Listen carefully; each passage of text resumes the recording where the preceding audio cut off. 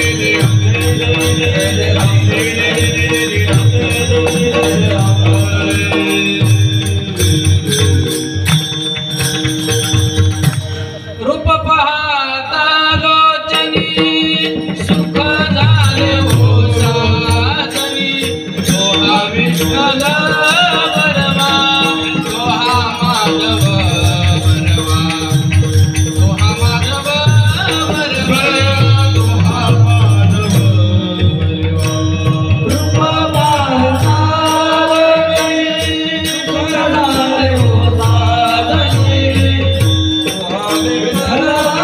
बरवा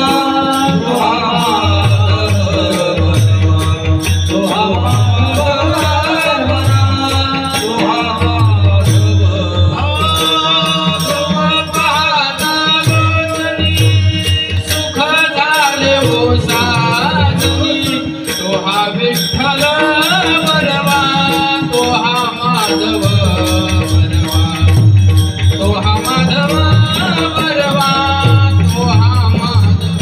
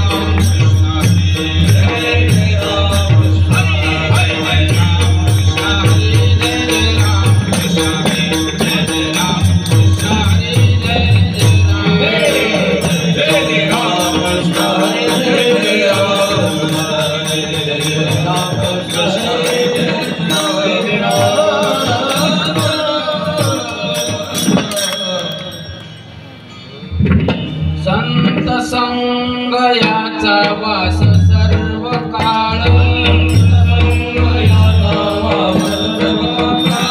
संत संग याचा वास सर्व काळ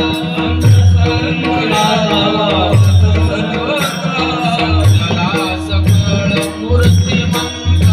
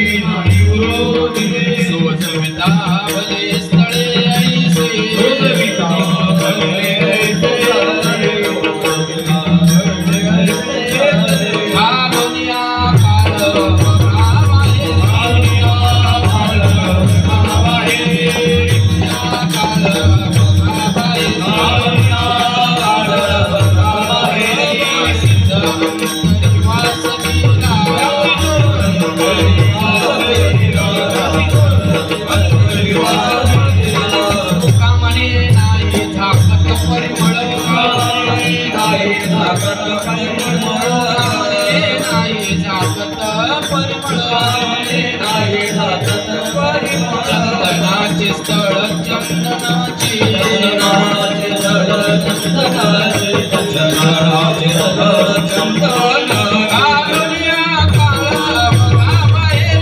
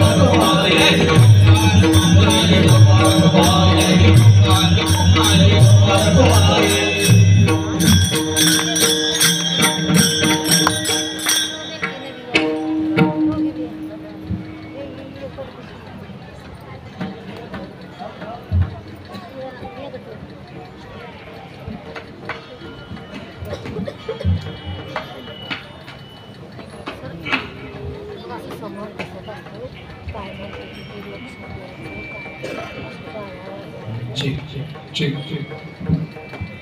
Hello. Check. Hello. Check. Hello.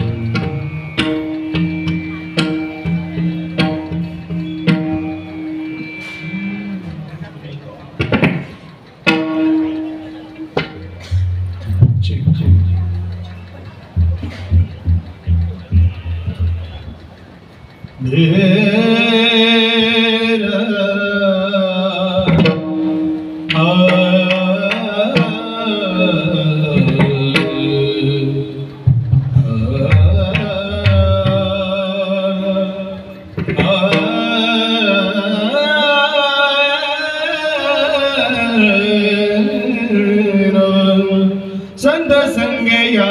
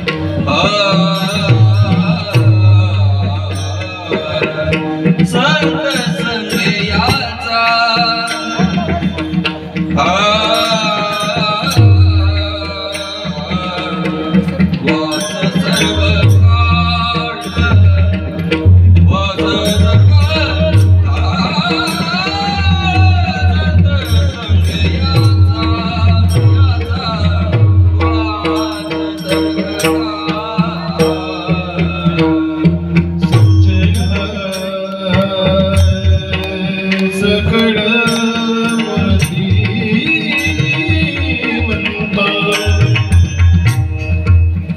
मूर्तिमंत संत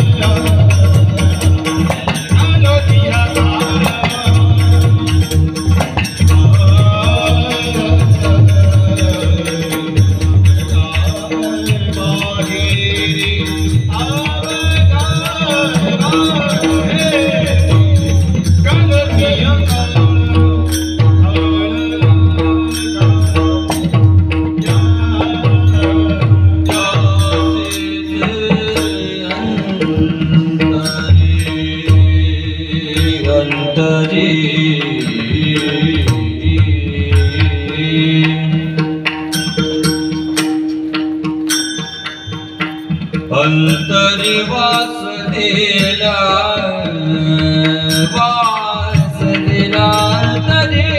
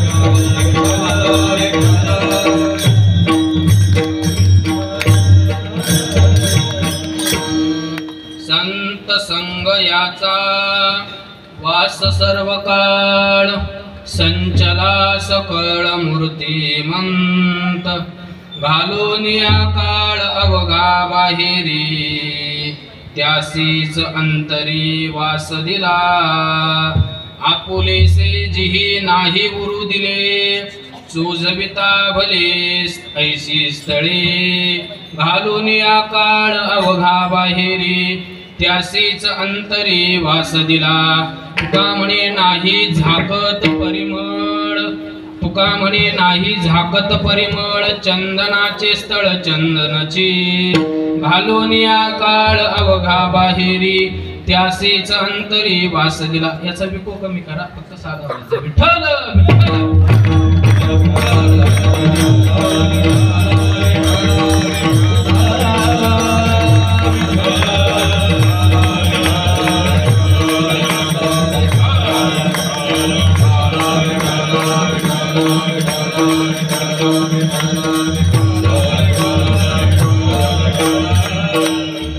संत संग याचा वास सर्व काळ, संचला सकळ मूर्तिमंत.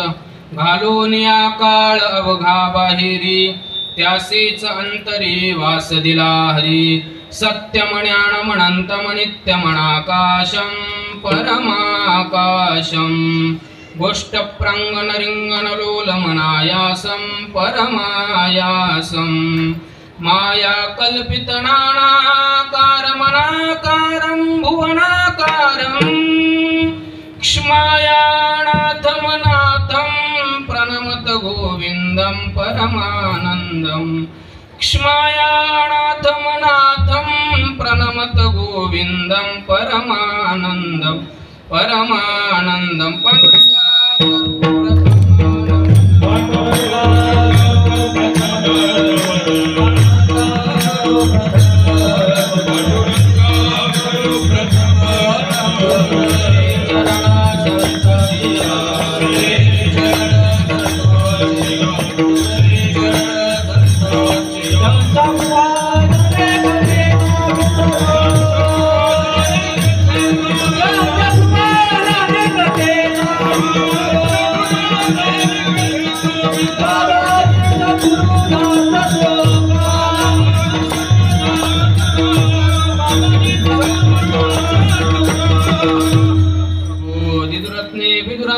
प्रयाते हितात स्वाच्युते सर्वलोकेवतीर्णो. यतिर्ज्ञानदेवात्मना पांडुरंगो. नमो ज्ञानदेवाय कैवल्यधाम्नि. ओम नमो ज्ञानेश्वरा करुणाकरा दयाळा. तुमचा अनुग्रह लादलो पावन झालो चराचरी. मी कळा कुसरी काहीच नेने बोलितो वचने अतिभाविका. एका जनार्दनी तुमचा दास त्याची आस पुरवावी. नमो सद्गुरु तुकया ज्ञानदीपा. नमो सद्गुरु सच्चिदानंद रूपा. नमो सद्गुरु भक्त कल्याण मूर्ती. नमो सद्गुरु भास्करा पूर्ण कीर्ती. सेवे लागी सेवक झालो तुमच्या लागलो निज चरणा.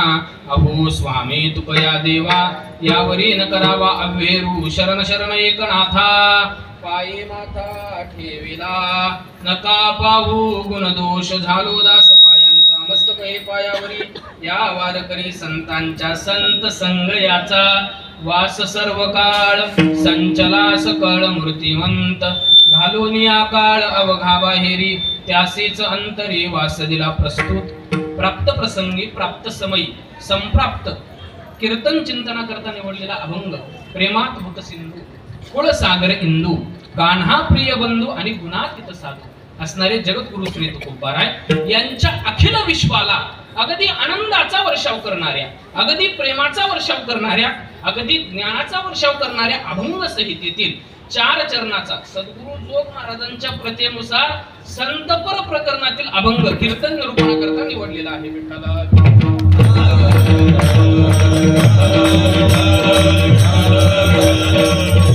प्रस्तुत अभंगामध्ये जगद्गुरु श्री तुकोबाराय हे संत जीवन कसं अलौकिक आहे, संत जीवन कसं विशेष आहे आणि संत जीवनाचा मोठेपणा आज आपल्या समोर काय करतात, प्रकट करतात.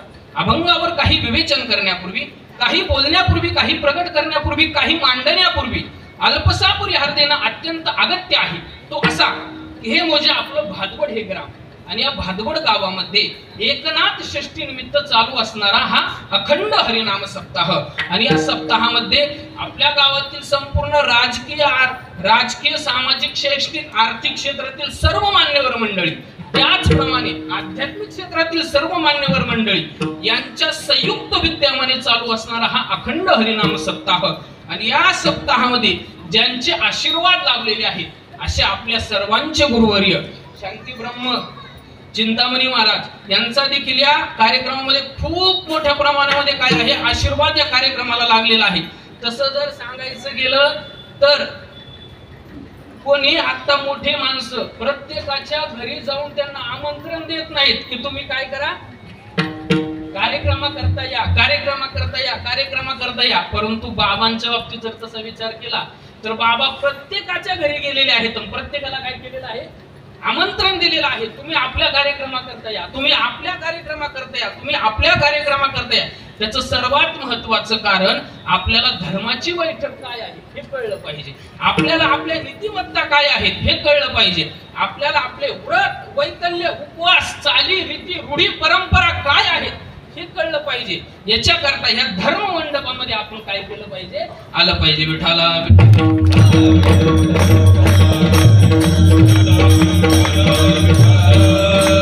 आणि खूप सुंदर नियोजन आहे. गुरुवर्य बाबांनी मला फोन केला, अरे बाळा तुला 5व्या दिवसाची कीर्तन सेवा करावी लागते. बाबांना म्हटलं बाबा आता एवढ्या ठिकाणी एवढ्या मोठ्या कार्यक्रमामध्ये माझ्यासारख्या एका सर्वसामान्य विद्यार्थ्याकडे तुम्ही सेवा दिलेली आहे. आता त्यामध्ये अशी गोष्ट आहे की मी 4 दिवसापासून आजारी आहे, त्यामुळे ना थोडं मागं पुढं होईल, सांभाळून घ्या. विठाला विठाला. आपण आता अभंगाकडे. प्रस्तुत अभंगामध्ये जगद्गुरु श्री तुकोबरा हे संत जीवन कसं अलौकिक आहे या विषयाचं प्रगटीकरण करतात. आपण जर पाहू गेलो तर या जगतामध्ये एकच तत्व अलौकिक आहे. कारण कारण करुणा वरुणालय अखिल गुणनिधान रुक्मिणी प्राण संजीवन जगदाधार भगवान पांडुरंग परमात्मा, एवढं एकच तत्व या जगामध्ये काय आहे, अलौकिक आहे. आणि जर आपण उपाधी भेदाने त्याचे प्रकार करू गेलो तर 3 प्रकार पडतात. काय, तेथे ओगनाम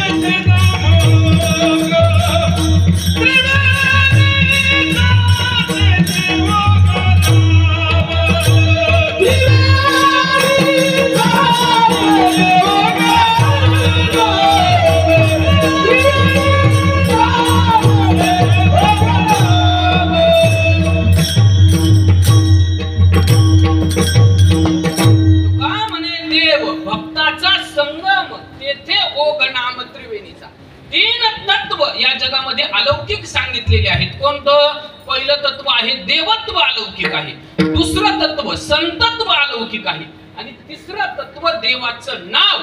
ह्या 3 गोष्टी काय सांगितलेल्या आहेत, अलौकिक सांगितलेल्या आहेत. आपल्याला 2 तत्वाचा विचार करायचा नाही, परंतु एका तत्वाचा विचार जरूर करायचा आहे. ते कोणतं, संतत्व. संतत्व का अलौकिक आहे तर या संतत्व या शब्दाला 3 प्रश्न विचारायचे. काय, संतत्व संतत्व संतत्व का लौकिक आहे तर संतत्व लौकिक जगाला कळतं का तर कळत नाही, म्हणून संतत्व कसं आहे, अलौकिक आहे.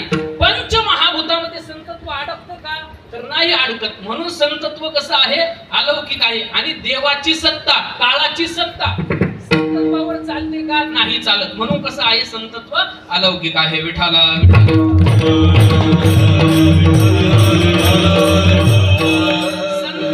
लौकिक जगाला कळाला असतं तर विश्वमाऊली ज्ञानोबा राय, जगद्गुरु श्री तुकोबा राय, शांती ब्रह्मनाथ महाराज आदी करून सर्व संत मंडळींना त्रास झाला असता का, नसता झाला. बरोबर, म्हणजे पहिला मुद्दा संपला. दुसरा मुद्दा काय तर संतत्व हे पंचमहाभूतामध्ये अडकत नाही.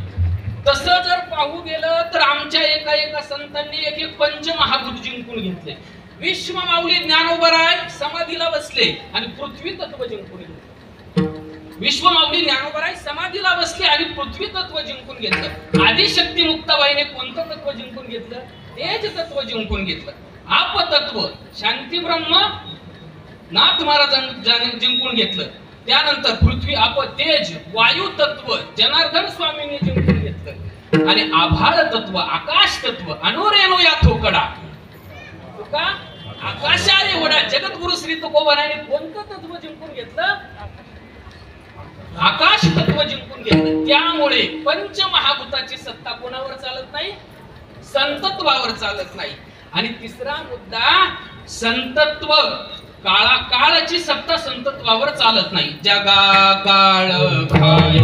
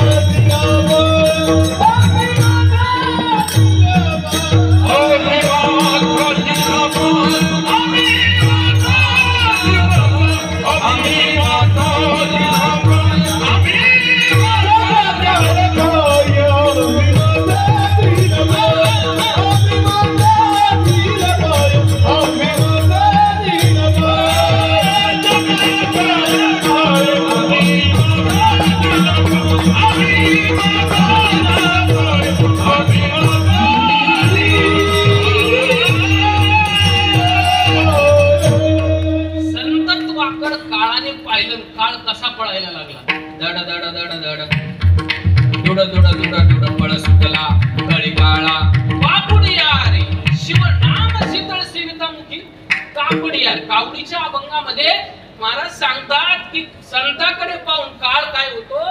दूर पळतो. म्हणून संतत्व कसं आहे? अलौकिक आहे. हे तीन मुद्दे संतत्वाला विचारल्यानंतर ह्या तीन मुद्द्याच्या पुढे संत जीवन गेलं. म्हणून संत जीवन कसं आहे? अलौकिक आहे. दुसरा मुद्दा, संत जीवन विशेष आहे. विशेष. आता विशेष कोणाला म्हणतात हे विशेषला विचारू नका. विशेष कोणाला म्हणतात तर ऐका बर का. विशेष कोणाला म्हणतात? एक सर्वात महत्वाची गोष्ट, आपण विशेष कोणाला म्हणायचं? गडबड करू नका. विठाला विठाला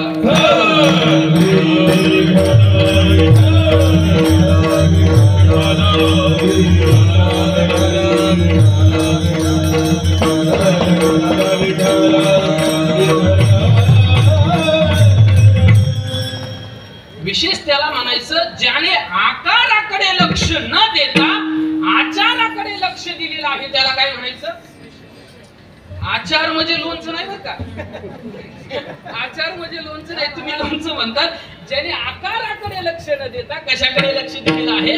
आचाराकडे लक्ष दिलेलं आहे. आचार या शब्दाचा अर्थ होतो आचरण. काय होतो? आचरण. आकाराकडे लक्ष न देता आचाराकडे ज्याने लक्ष दिलेलं आहे त्याचं जीवन विशेष आहे. पाहणा वो जनकाचा दरबार भरलेला आहे आणि जनकाच्या दरबारामध्ये तत्ववेत्या माणसाला जनकाने बोलवलेलं आहे. त्यानंतर पंडितांना बोलवलेलं आहे.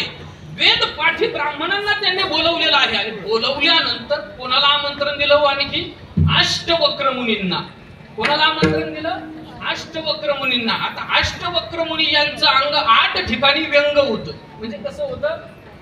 वाकडं होतं. अष्टवक्र मुनी त्या सभेमध्ये आले आणि आल्यानंतर काय झालं? ही संपूर्ण सभा पाहून त्यांच्याकडे पाहून हसायला लागली. हसायला का बरं हसायला लागली असा प्रश्न ज्या वेळेला अष्टवक्र मुनी त्या तत्ववेत्या माणसांना विचारतात त्यावेळेला काय झालं तर ते म्हटले तुमच्याकडे पाहून हसण्याकरता दुसरं औषध नाही. तुमचं अंगच 8 ठिकाणी कसं आहे?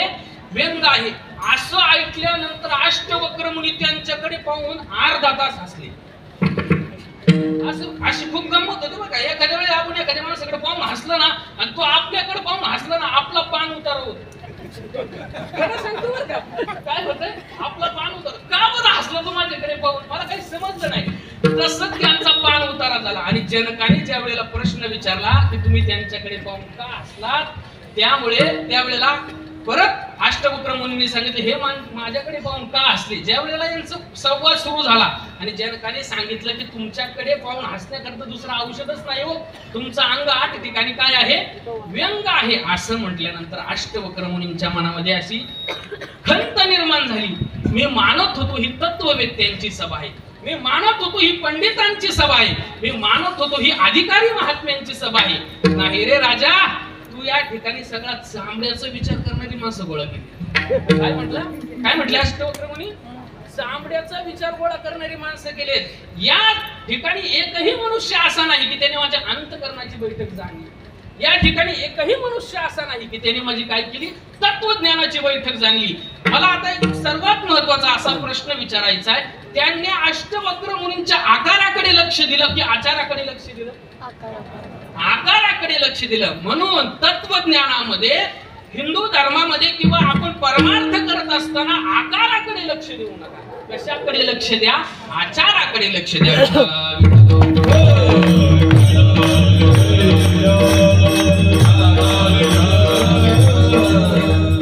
सद्गुरु जोग महाराजांच्या चरित्र कथा बांधण्यात एक कथा आलेली आहे, सांगू माऊली. मारुती ठोंबरे नावाचे सद्ग्रस्त, काय झालं, ते पेशाने त्यांचा व्यवसाय कशाचा होता? तमाशा करण्याचा व्यवसाय होता. आणि तमाशा करण्याचा व्यवसाय असल्या कारणामुळे काय झालं, जसं कार्तिकीला वारकऱ्याचे फड लागतात तसं त्यांचा ताफा सुद्धा तिथे येतो. आणि आल्यानंतर काय झालं तर पहा, संपूर्ण वारकरी माऊलींच्या दर्शनाकरता आले. आल्याबरोबर ते सुद्धा कुठे आले? माऊलींच्या दर्शनाकरता आले. आल्यानंतर काय झालेलं आहे, त्यांनी माऊलीचं दर्शन घेतलं आणि मुखद्वारामध्ये आले. मुखद्वारामध्ये आल्यानंतर काही वारकरी सद्गुरु जोग महाराजांच्या दर्शनाकरता निघालेली होती. निघाली असं पाहिल्यानंतर त्यांना सुद्धा काय वाटलं, आपण सद्गुरु जोग महाराजांच्या दर्शनाकरता गेलं पाहिजे. असं म्हटल्यानंतर ते सद्गुरु जोग महाराजांच्या खोलीमध्ये आले. आणि खोलीमध्ये आल्यानंतर काय झालेलं आहे तर सर्व वारकऱ्यांना त्यांनी दर्शन घेऊन दिलं. आणि दर्शन घेऊन दिल्यानंतर सद्गुरु जोग महाराज त्यांच्याकडे पाहून म्हणतात, या साधू. कोणाकडे? यांच्याकडे पाहून काय म्हणतात, या साधू. असं म्हटल्यानंतर आपण जर साधू नसू, आपण जर साहेब नसू, आपण जर बाबासाहेब नसू आणि एखादा आपल्याला बाबासाहेब म्हटलं तर चालेल का? नाही चालणार. त्याप्रमाणे ते काय म्हटले, मी कोणी साधू वगैरे नाही, मी कोण आहे? असं म्हटल्यानंतर सद्गुरु जोग महाराज म्हटले, नाही नाही, तुम्ही कोण आहात? साधू आहात. असं म्हटल्यानंतर ती व्यक्ती पुन्हा पुन्हा म्हणायची, मी ते नाही, मी कोण आहे?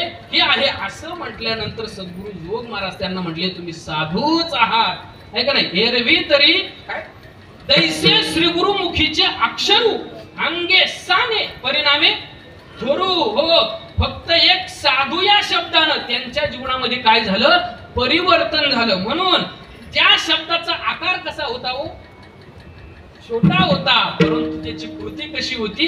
विस्तृत स्वरूपामध्ये होती. म्हणून सांगायचं तात्पर्य एकच, आकाराकडे लक्ष देऊ नका. कशाकडे लक्ष द्या?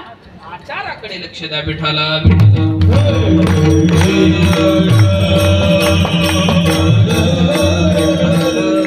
दुसरा मुद्दा, प्रकृतीकडे लक्ष देऊ नका, कृतीकडे लक्ष द्या.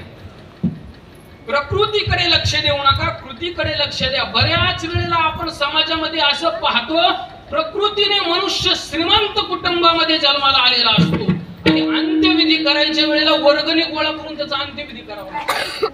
आपण पाहतो ना समाजामध्ये, बऱ्याच वेळेला आपण असं पाहतो की बऱ्याच वेळेला काय होतंय, मोठ्या मोठ्या कुटुंबामध्ये जन्म घेतलेले माणसं आचारहीन झालेली आहेत.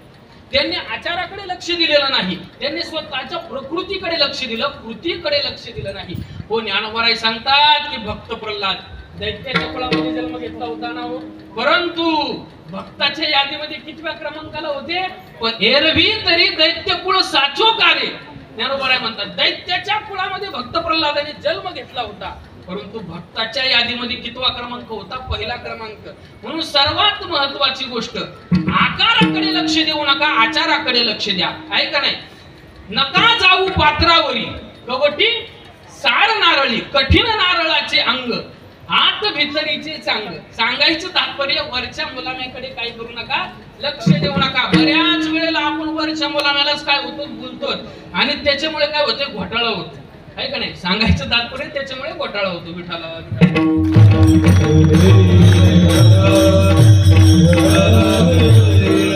तुम्हाला ऊस माहिती आहे? ऊस, ऊस बाहेर कसा दिसतो, परंतु ऊस बाहेरी दिसे काळा, आत रसाचा आगळा. जगद्गुरु श्री तुकोबाराय.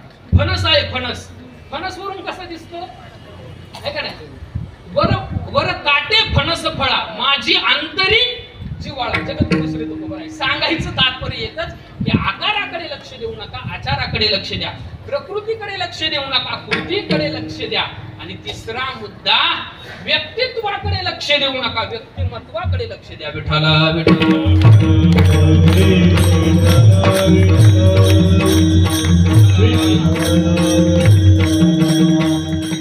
उस डोंगा परी रस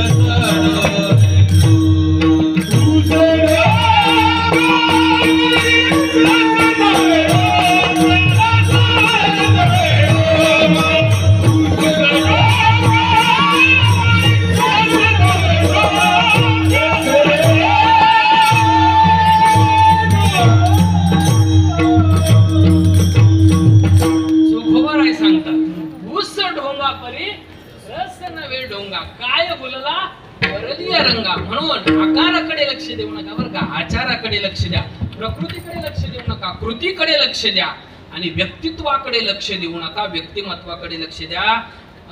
मामासाहेब दांडेकरांकडे एक सत्पुरुष आला. किती साली? 1962-63 साली, ज्या वेळेला चीन आणि कोणाचं युद्ध सुरू होतं? 62-63 ला चीन आणि भारताचं युद्ध सुरू होतं. त्यावेळेला आल्यानंतर तू काय म्हटला? पुण्यामध्ये राहत होता आणि म्हटल्यानंतर तू काय झालं? मामासाहेबांकडे आला आणि आल्यानंतर म्हणू लागला, मामासाहेब आज 7-8 दिवस झाले तुम्हाला दिसत नाही का पेपर मध्ये काय छापून येत आहे? संपूर्ण बातम्या छापून येतात. आणि असं म्हटल्यानंतर काय झालं? तू म्हटलं ह्या पंडित जवाहरलाल नेहरू यांच्या डोक्यावर देखील काय आहे? टोपी आहे. यांच्या अंगामध्ये देखील काय आहे? कुर्ता आहे. यांच्या कमरेला देखील काय आहे? धोतर आहे. माझ्या कमरेला देखील धोतर आहे, माझ्या अंगावर देखील कुर्ता आहे, माझ्या डोक्यावर देखील टोपी आहे. असा प्रश्न विचारल्यानंतर मामासाहेबांनी त्याला उत्तर दिलं, त्यांच्या टोपी खाली डोकं आहे. काय? त्यांच्या टोपी खाली डोकं आहे आणि तुझी टोपी कुठं नाही ठेवायची म्हणून डोक्यावर ठेवलेली आहे. म्हणजे व्यक्तित्वाकडे लक्ष देऊ नका हो, व्यक्तिमत्वाकडे लक्ष द्या. खरं सांगू, व्यक्तिमत्व हे आपल्याला कशाने मिळत असतं? प्रारब्धाने मिळत असतं. आणि व्यक्तिमत्व हे आपल्याला प्रारब्धाने मिळत असतं. व्यक्तित्व हे आपल्याला प्रयत्नाने सिद्ध करावं लागतं. प्रयत्नाने काय करावं लागतं? सिद्ध करावं लागतं. म्हणून सांगायचं तात्पर्य एकच, हे 3 मुद्दे जीवनामध्ये पाळायचे. पहिली गोष्ट, आकाराकडे लक्ष द्यायचं नाही, आचाराकडे लक्ष द्यायचं. व्यक्तित्वाकडे लक्ष द्यायचं नाही, व्यक्तिमत्वाकडे लक्ष द्यायचं. प्रकृतीकडे लक्ष द्यायचं नाही, कृतीकडे लक्ष द्यायचं. हे 3 मुद्दे जर पाळले तर आपण विशेष होणार आहोत. विशेष नाहीतर आपण कसे आहोत? सामान्य आहोत. का सामान्य आहोत? आपण कितीतरी देह घेतले, तो कितीतरी युग, या युगामधून त्या युगामध्ये, या देहामधून त्या देहामध्ये, या जन्मामधून त्या जन्मामध्ये कायमस्वरूपी आपण फिरत आहोत आणि आपल्याला विशेष नावाचा शिक्का लागलेला नाही. म्हणून आपण कसे आहोत? सामान्य आहोत. आणि संत जीवन हो, संत जीवनाचा जर विचार केला ना, संत जीवनाचा आचार पाहणा हो, आचारासाठी संपूर्ण जीवन खर्च केलं हो, आचारासाठी संपूर्ण जीवनाची राख रांगोळी केली. जाळोनी संसार बैसलो अंगणी जगद्गुरु श्री तुकोबाराय. सांगायचं तात्पर्य एकच की आकाराकडे लक्ष दिलं नाही, आचाराकडे लक्ष दिलं. प्रकृतीकडे लक्ष दिलं नाही, कृतीकडे लक्ष दिलं.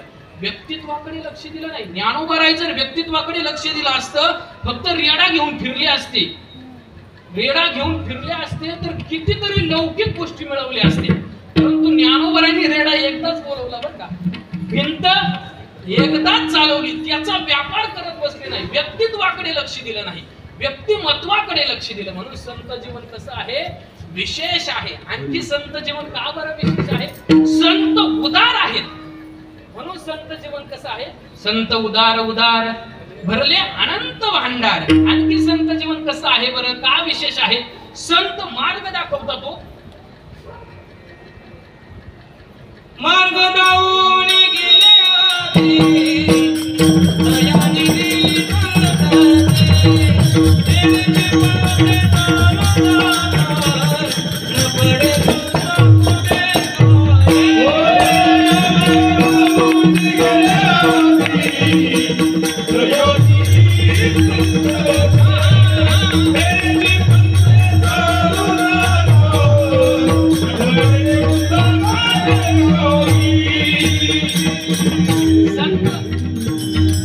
संत मार्ग दाखवतात म्हणून संत जीवन कसं आहे, विशेष आहे. आणखी का बरं संत जीवन विशेष आहे? संतांनी संसार सोडलाय. सोडिला संसार माया तयावरील फार म्हणून संत जीवन विशेष आहे. आणखी संतांनी भगवंताला आपल्या हृदयात साठवलंय म्हणून संत जीवन विशेष आहे. साठविला आणि जी ही हृदय मंदिरी. आणि सर्वात शेवटचा मुद्दा, संतांच्या सहवासामध्ये भगवान पांडुरंग परमात्मा कायम स्वरूपी राहतात.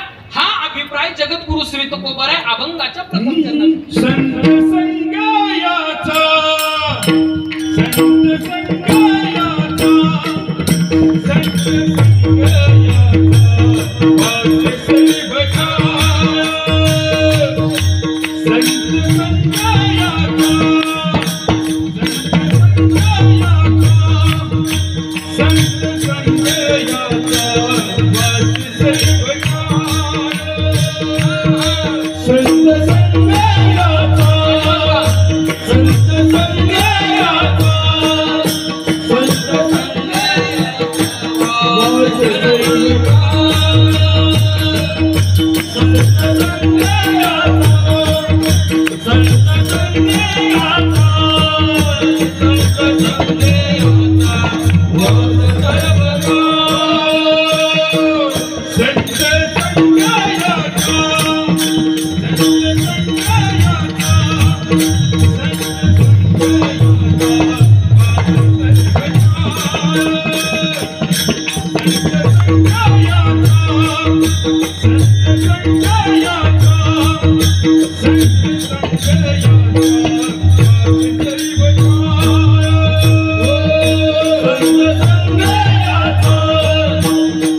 संगायाचा, संत संगायाचा वास सर्वथा. संत संगायाचा,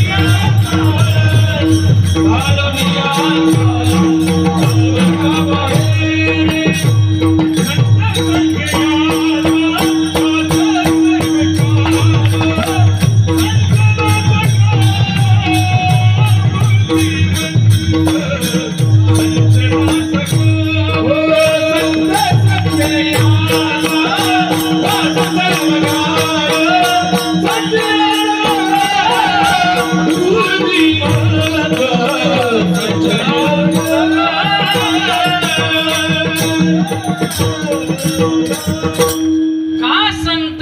विशेष आहे तर संतांच्या सहवासामध्ये भगवान पांडुरंग परमात्मा कायम स्वरूपी राहतात म्हणून संत जीवन कसं आहे विशेष आहे. मग प्रश्न असा आहे आपल्या सहवासामध्ये कायम स्वरूपी कोण राहतं?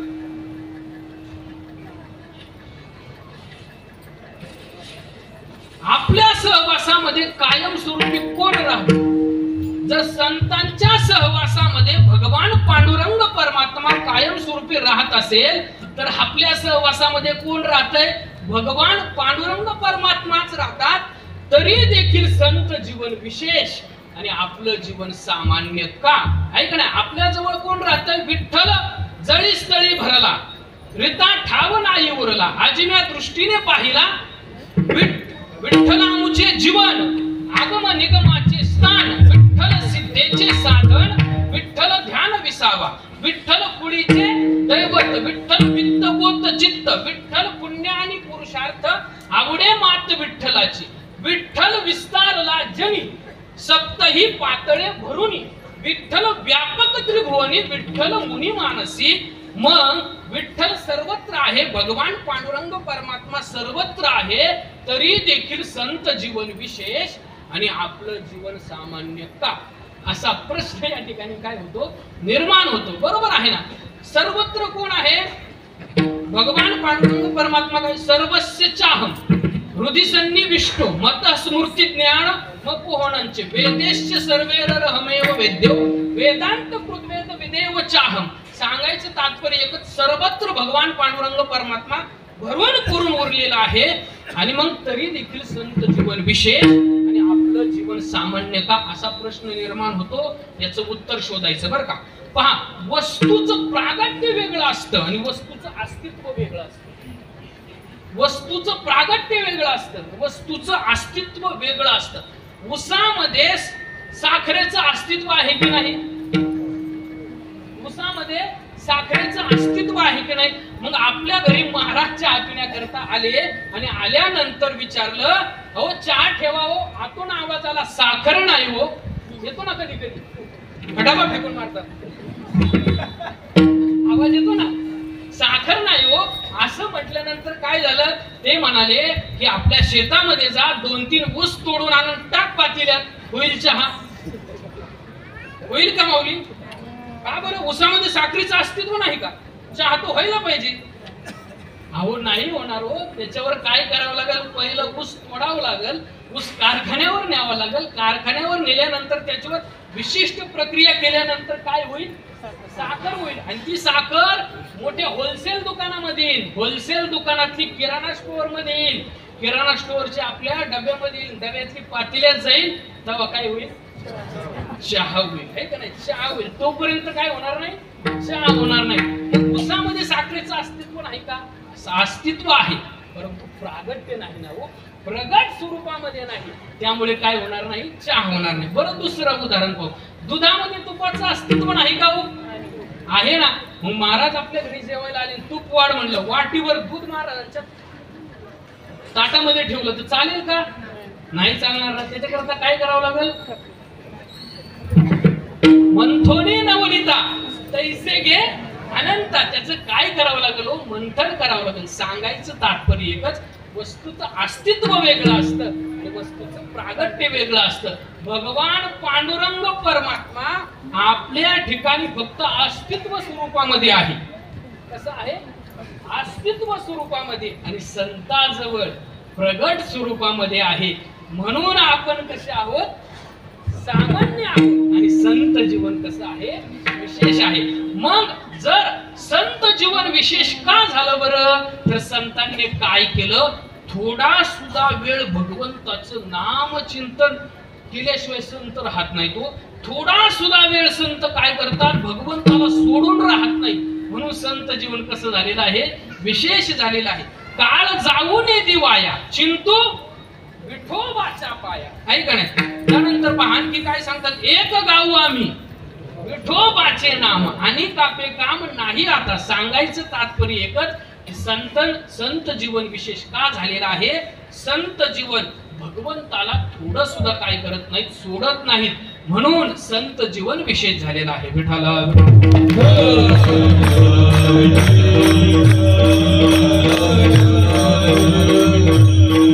आणखी संत जीवन विशेष होण्याकरता संतांनी काय केलंय बरं, याचा अभिप्राय दुसऱ्या चरणात.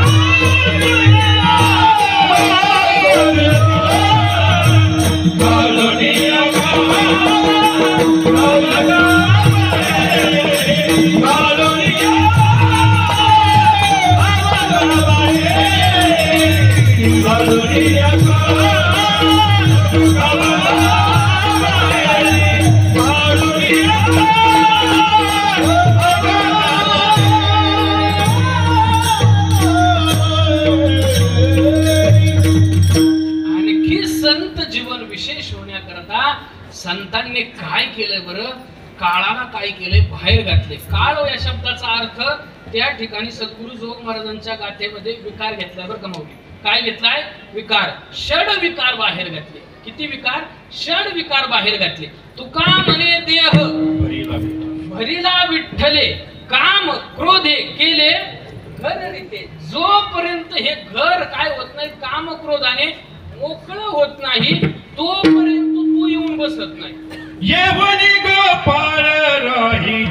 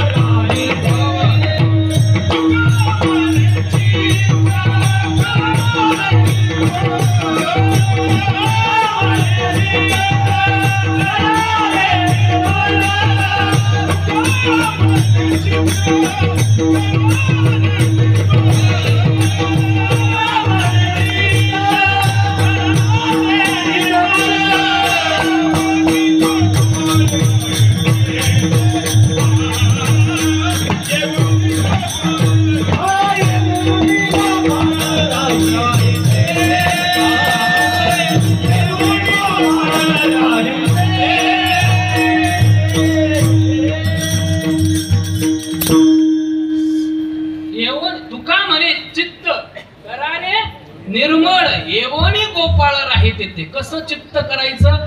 मृदू सबाह्य नवनीत तैसे सज्जनाचे चित्त. नवनीत या शब्दाचा अर्थ काय घ्यायचा त्या ठिकाणी? लोणी. लोणी घ्यायचंय. लोणी कसं होतं? सटकत. एवढं चित्त कसं पाहिजे? निर्मळ पाहिजे. एवढं चित्त कसं पाहिजे? शुद्ध पाहिजे. म्हणून सांगायचं तात्पर्य की संतांनी काय केले? काळाला बाहेर घातले. मग काळ या शब्दाचा अर्थ त्या ठिकाणी विकार घ्यायचा. सर्वात महत्वाची गोष्ट विकाराबरोबर आणखी 3 गोष्टी बाहेर घातल्या. पण त्या विठाला विठाला मुक्त होता परी बळे झाला बद्ध घेऊन या छंद मी आणि माझ आणि मला या तीन गोष्टी जोपर्यंत बाहेर जात नाहीत तोपर्यंत आपण सामान्य विशेष नाही. कसे आपण सामान्य आहे का नाही. सद्गुरू डॉक्टर महाराज याच्यावर एक कथा सांगतात, एक दृष्टांत सांगत असतात. तेवढा दृष्टांत सांगतो आणि पुढे चालतो. विठाला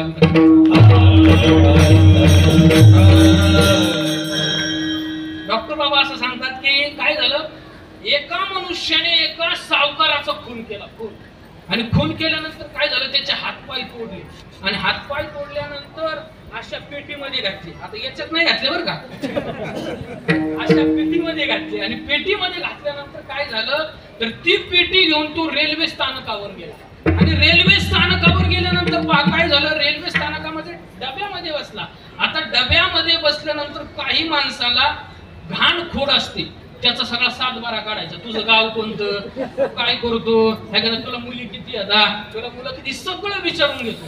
आता तो जो दुसऱ्याने त्याला हा प्रश्न विचारला ना, तो म्हटला मी सोन्या चांदीचा व्यापारी. काय म्हटला, मी सोन्या चांदीचा व्यापारी आहे. या पेटीमध्ये हिरे माणिक मोती पाचू भरून मी पुढच्या गावाला काय चाललोय, मुक्काम व्यापाराला चाललोय. असं म्हटल्यानंतर काय झालं, तो म्हटला मी माझ्या पेटीकडे थोडं लक्ष दे, मी बाहेरून चहा पिऊन येतो. माझ्या पेटीकडे थोडं लक्ष दे, मी बाहेरून काय करतो चहा. आता त्याला समजायला पाहिजे सोने हिरे मोती माणिक आपल्याजवळ कोण ठेवणार आहे, परंतु त्याच्यात वास्तविकता काय होती, हातपाय तोडून ठेवलेले होते. असं म्हटल्यानंतर महाराज पहिलं स्टेशन गेलो, तू आलाच नाही. दुसरं स्टेशन गेलं, तू आलाच नाही. तिसरं स्टेशन गेलं, आला नाही. अहो जंक्शन स्टेशन आलं तरी तो आला नाही. मग जो शेजारी बसला होता ना, त्याच्या मनात संकल्प विकल्प सुरू झाली. ही पेटी कोणाची, हे पेटीचा मालक कोण, अहो मी. आता तो गेला, पेटीचा मालक कोण, मी. ही पेटी कोणाची, माझी. आणि असं म्हटल्यानंतर आता पुढच्या मुक्कामाला आपण उतरणार असं त्याने मनामध्ये ठरवल्यानंतर काय झालं महाराज, पुढच्या स्टेशनला कोणीतरी बॉम्ब ठेवलाय अशी बातमी पोलिसाला कळली. कीर्तनात लवकर कळत, कीर्तनात समजत असते. आणि काय झालं, पोलिस त्या ठिकाणी कडक बंदोबस्त. आणि हे व्यक्तिमत्व ती पेटी घेऊन खाली उतरले. आणि उतरल्यानंतर पोलिसांनी विचारलं